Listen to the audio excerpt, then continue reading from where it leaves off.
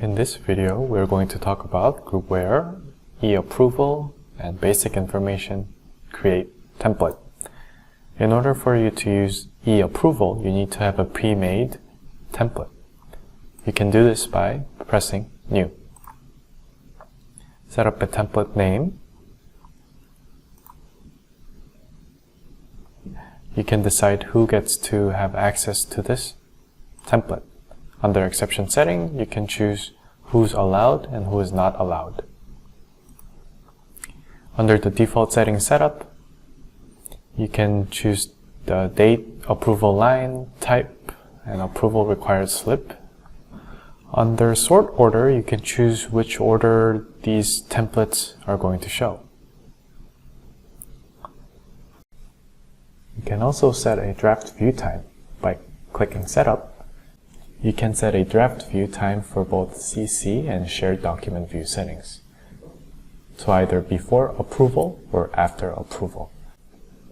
Now, if you go to the right hand side, you can do settings on these elements, such as the date, title, and approval line. When you click Setup, you can change the default setting or the display name. So if you want certain individuals to always be present in this approval line, you can just make them,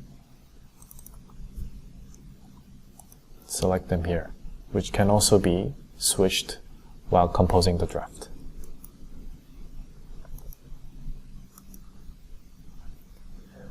You can also have an approval required slip. Under Setup, you can have a required field and select Slip, where you can select these slips to be applied as soon as you open the draft for the template. Let's say a general journal. Now, in order for you to fully make this template, you have to press Setup. You can either make a table, or make a text box, or even add hyperlinks. So make it as you please and click Apply.